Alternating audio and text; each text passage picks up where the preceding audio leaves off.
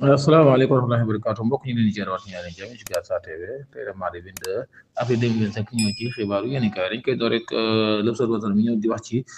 mbiru Mansour Faye ak kii di Moustapha Diop maanaam war mbiru Covid bi sax lay waxtaanee waaye daal nee na assemblée nationale bureau bi dinañ ko convoqué ñu mën a taxaw ci mbir yi kii di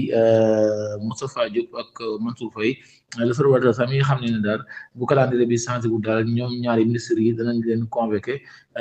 ci assemblée nationale ndax ñoom seen i mbir lii di haute cour de justice moo ko war a atte lii daal l'observateur xam ne daal bu calendrier bi changé wut ñaari ministres yi ñoom ñaar la bureau assemblée nationale di njëkk a taxaw ci seen i mbir ñëw ci mbirum Farba Ngom nag agence judiciaire de l'État libération mi ñëw di xam ne daal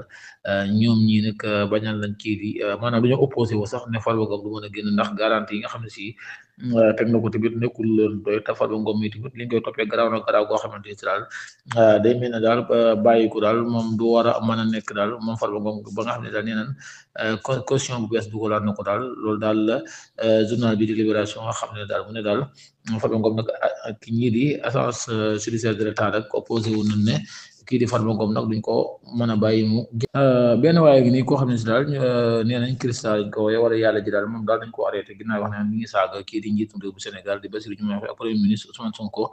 ak di jël ay wax yu ñaaw di ko teg ci kilifa diine yi nga xam ne ñu ngi ci biir réew mi nag mu ñoo ne ñeena nag police bu Caaroy jàpp na ko nag moom mi nga xamante ni si daal cristal ba pare di woowee boppam yàlla daal nekk ci TikTok bi nga xamante ni si daal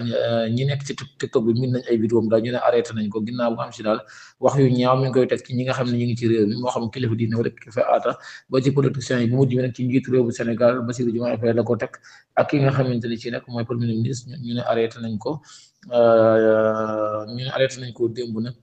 ñi def loolu nag ñooy police bu Thiaroye ñaari camion yi nga xamante ni si dañ ñoo doon daaxante ci autoroute bi nag ba benn bi këpp nag ñu ne Mahman Sarr ak nga xam mooy Mbacke Diouf Mahman Sarr nag moom lañ jot a téye ginnaaw bu nga xam si ni ñëw na port nag ci lañ ko arrêté moom nag mi ngi xam ne daal ki nga xamante ne si mooy Mbacke Diouf nag dafa nekkoon ci kaw tali bi doon ko koñe ne ko doo ko doublé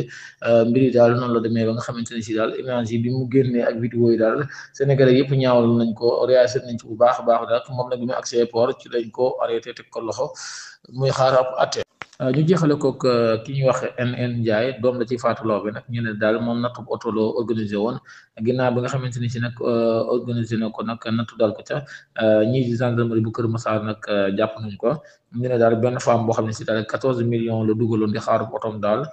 toog lu yàgg gis ko otom daal moom moo ko porte plainte ci lañ ko arrêté moom mi mbokk ñu leen jaajëfal yéen ci Diatta TV ñu leen ñaan ngeen abonné te partagé tey sam suñuy vidéo di ko partagé fa ngeen toll asalaamaaleykum